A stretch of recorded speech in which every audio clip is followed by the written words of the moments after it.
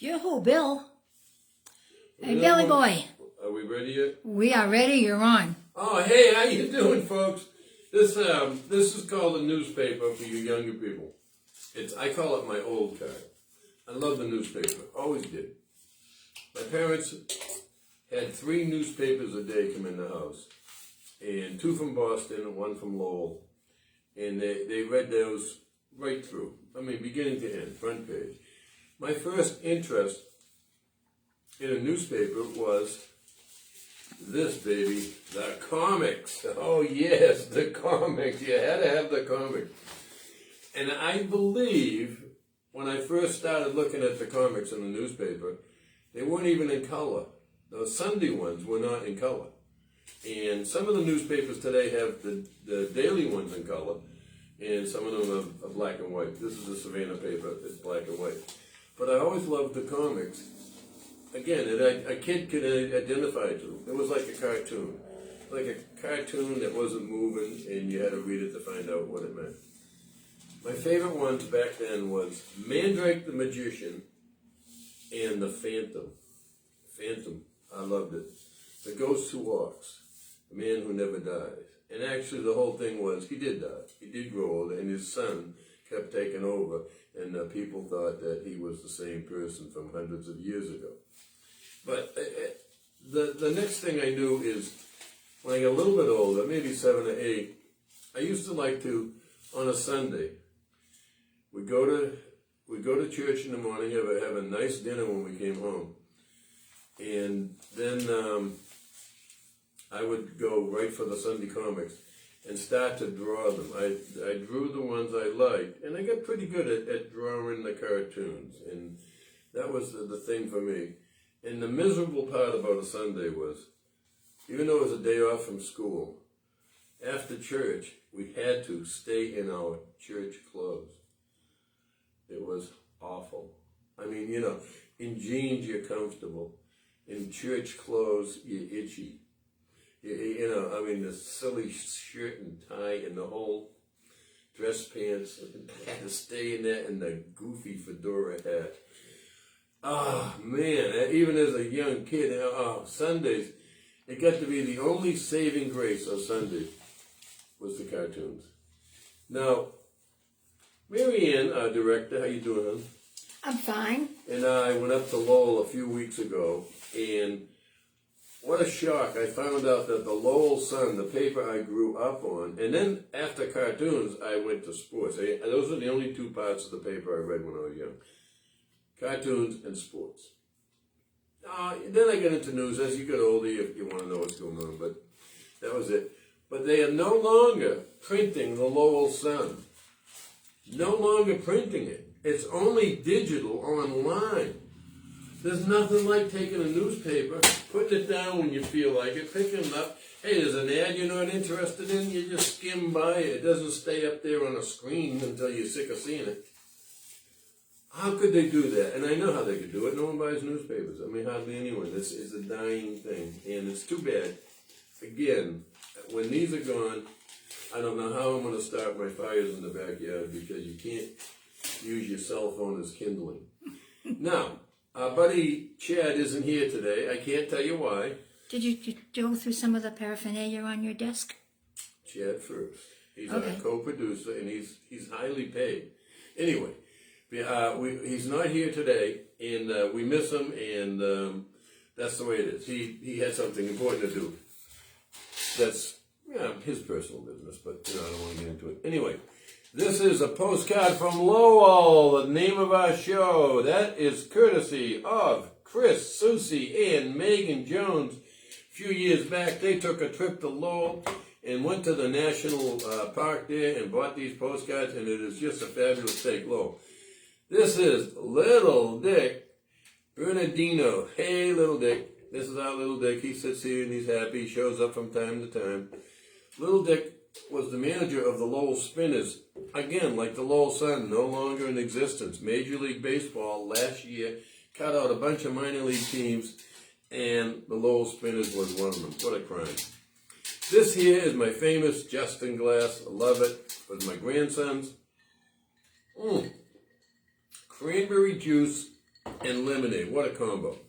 This is Postcards from LOWell.com. You can go to postcardsfromlowell.com. It'll bring you to YouTube, and you can never miss seeing this again. You can binge watch on it with a big bag of popcorn and a glass of beer.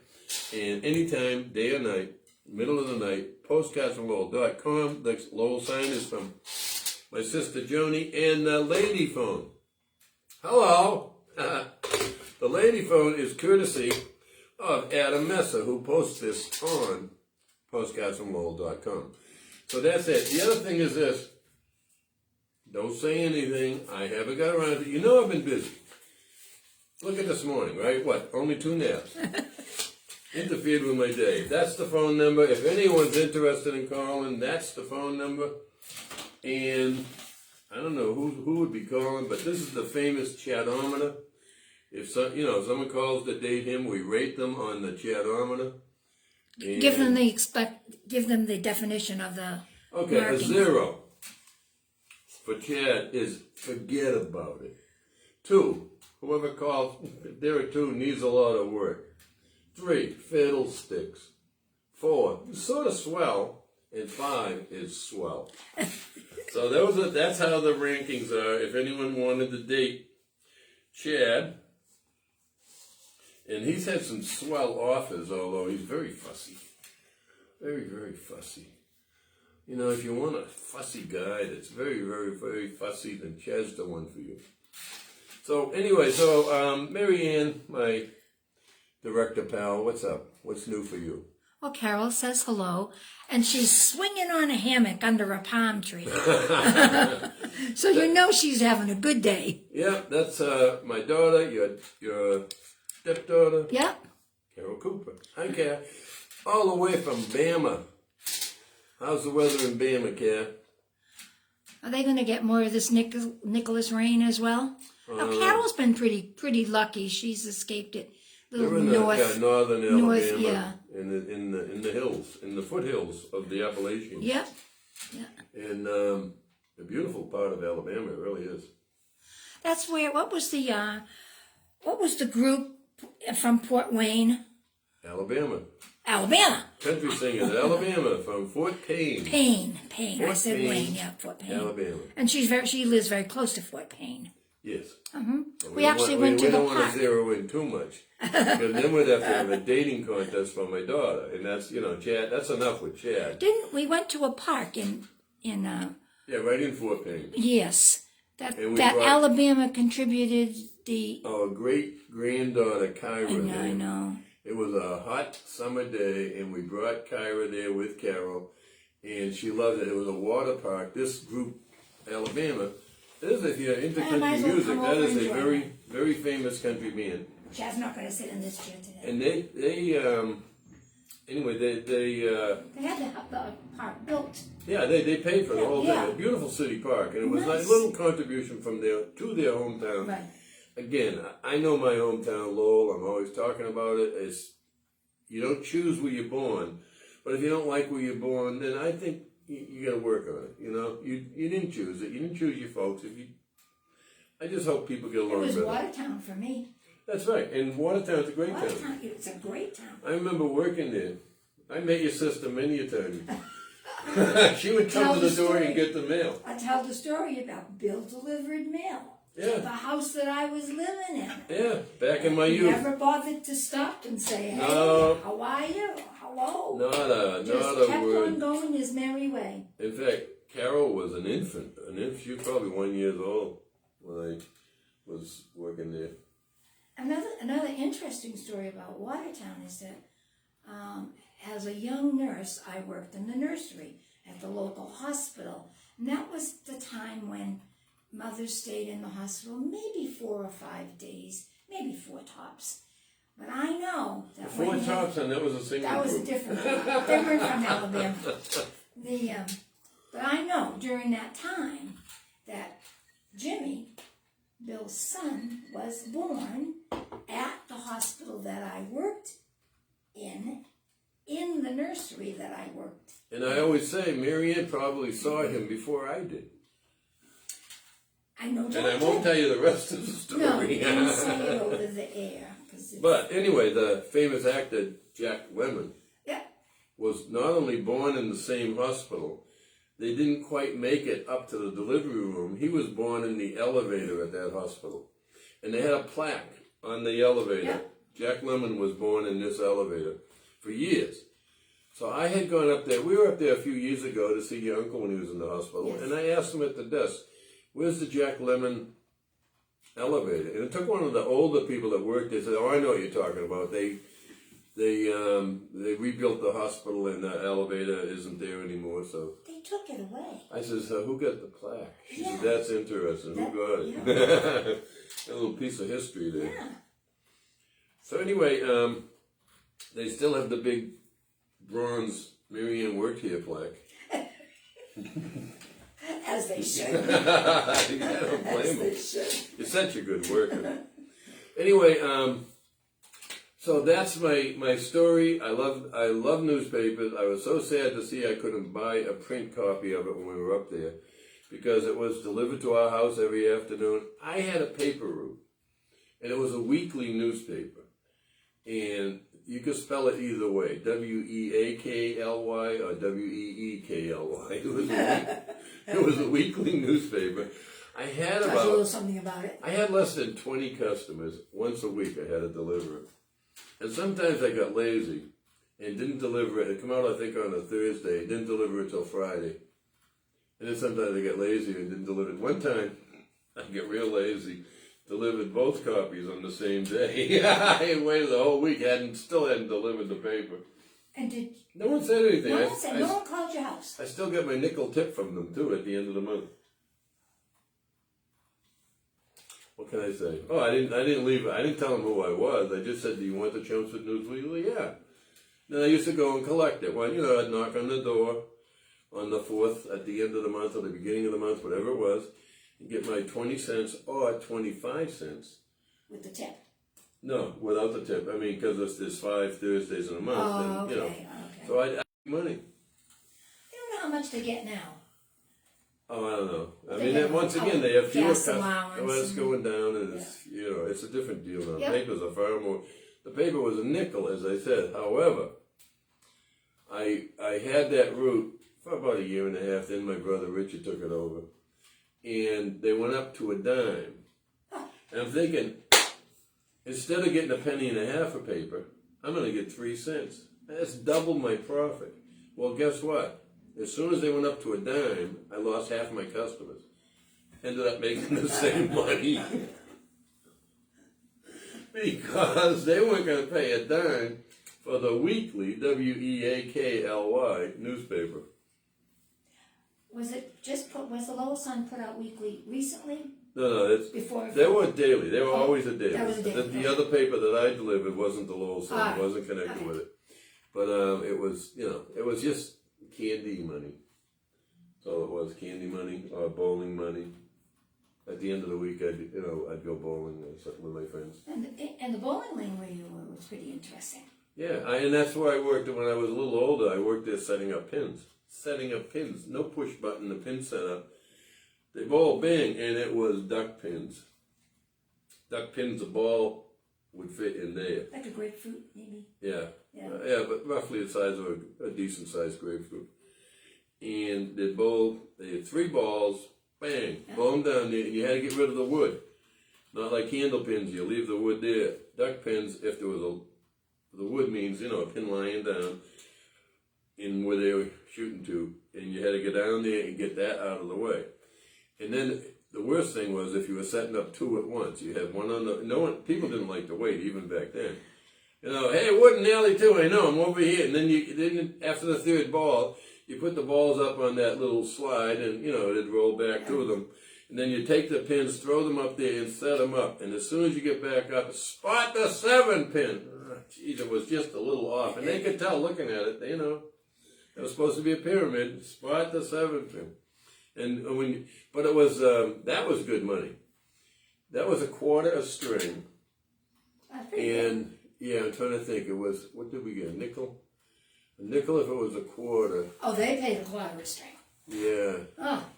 And then, or 7 cents when it was a quarter, something like that. And then we got a dime On weekends, it was 30 cents a string. So we got a dime. So my buddies and I would set up pins on Friday night. We would set up pins. And my dad didn't want me to do it. He says, I know a guy in Lowell, he's still goofy. He got hit with a pin because he was a pin boy, and he's still goofy. That's a dangerous job. Don't do it. Well, they had this big wire behind us where the pins would bounce up and hit the wire. And you're sitting on something that wide with your feet up in front of you. You straddled it, didn't you? No, you didn't straddle. You had to have your feet up because if you straddled it, you could get hit with a flying pin. So your feet were up, your hands were up. You're just sitting on a board, basically. And that was it. So anyway, I never get hit in the head. That's not what happened. I never get hit in the head. That time? No, not that time. I tell you the time I was missing in action when my mother was changing my diaper. I rolled off the couch. I don't know. I mean, how old I was? I believe, as they said, around a year old. She's changing me and had one less diaper pin. So she had to go in the kitchen or the bathroom to get another diaper pin. She comes back, I'm missing. Missing. Not there. And she only went 10 seconds, 20 seconds, she's back. I am totally gone. There's the diaper on the couch and not me.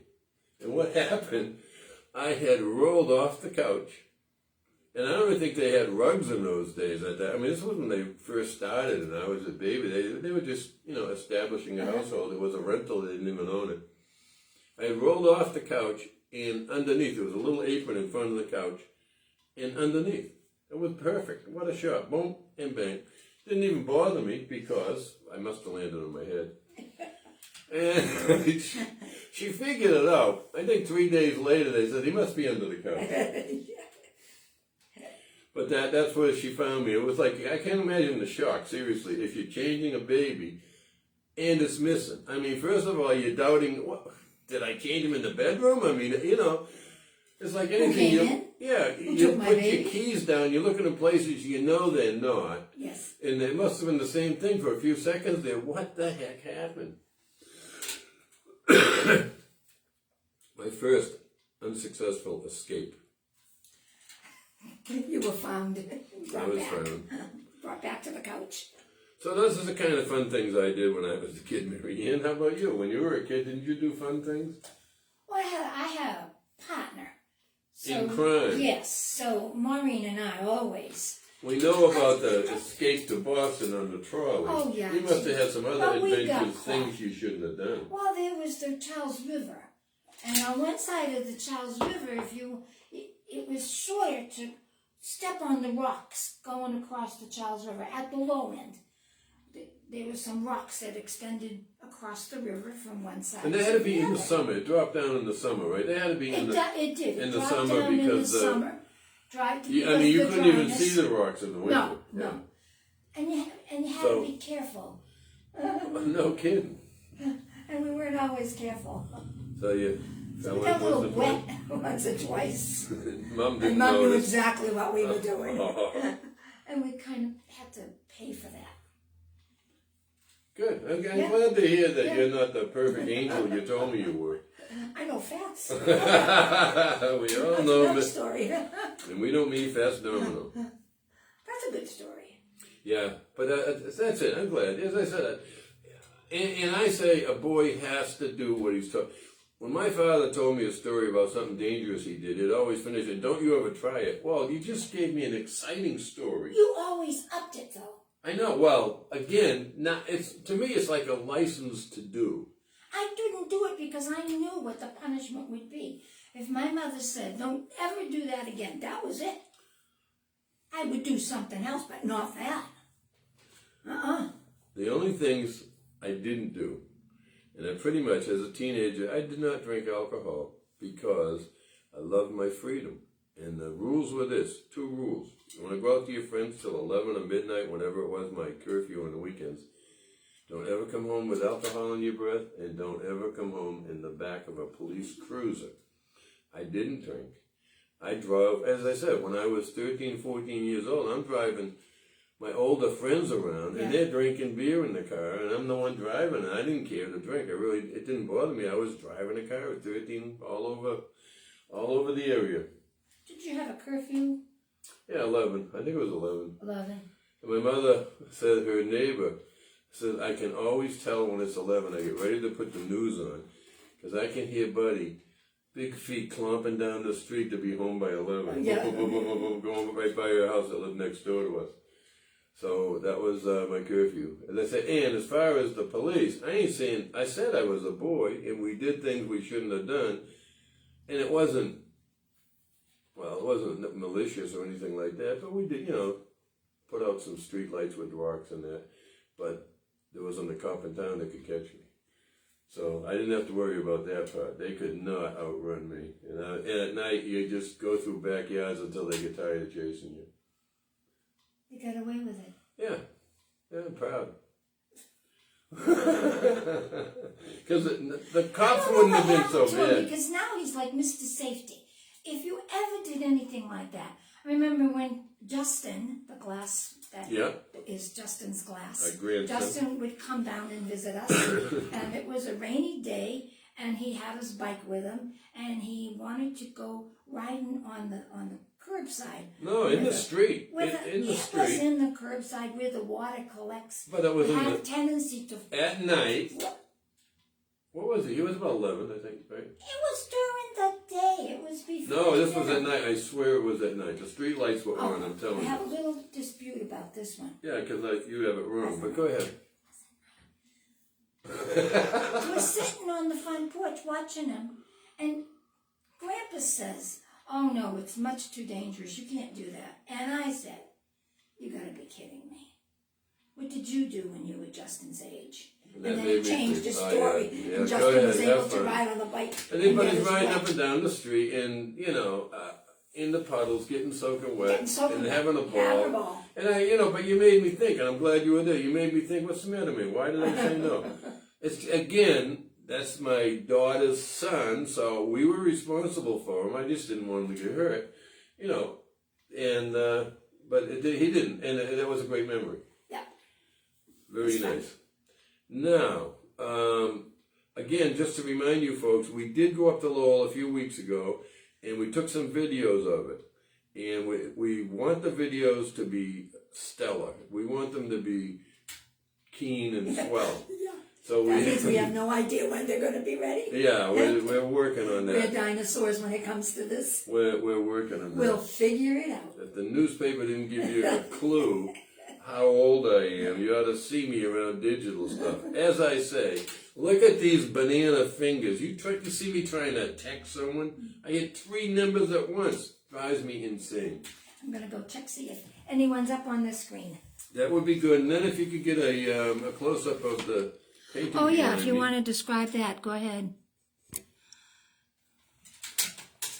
This painting we did at WRUU Studio. I'm going to move it with a steady hand. 107.5 FM, WRUU.org. Adam Messer, his son Sebastian, Louis Clausey, Chad Carvel, and myself. I brought a canvas in and I said, let's just make something. And that's what we made. I think it's outstanding. If Picasso had done it, it'd be worth millions. And they had a good time doing it as well. It was kind of nice. They had done one before for a fundraiser with some artists in the studio. And that was interesting. So this is part 2. Anyway, there's a Joel. Hello from Florida. Oh, yeah. Joel come up and did comedy with us. How you doing, Joel? Barsky. Isn't it Barsky? Yeah. Yeah. Thank you for watching. And Caitlin Robertson. Caitlin Robertson. I say hi. Thank you very much. How does Bill know you, Caitlin? Is that what she said? Well, no, I'm asking her, and maybe she might answer. Anyway, I think it's almost time to wrap it up. Again, next week we hope we have our buddy Chad back in here. Back to normal. He makes it a whole lot easier. And if you do listen to my radio show on WRUU, you have only 2 more Sundays to listen to it Sadly. because I will be Retiring I'll be from retiring from the it. station. Yeah. And after 4 years plus, it's time to move on. And anyway, so this week we have Chris Stanley, a great actor and just a terrific young guy. Director. He's actually going to be talking about a project he's involved in. The Rocky Horror Show. Show. They do it every year. And he's involved in that again. And then we're finishing with Beth Logan. Beth Logan and Steve Ellis. And Steve Ellis. Beth Logan is an artist. The 26th of September this year, 2021, will be the final show that I do of on the radio. Gonna miss it. I really am. Met some great people. Terrific. I enjoyed it thoroughly, but it's time to move on, and I'm going to. Anyway, thank you for so much. Thank you, Marianne, for helping. Of course. Thank you, everyone, for joining us, and catch you next week. Whoops. Postcards from LOWell. Bye, everybody. Same time, same place next week. We love you.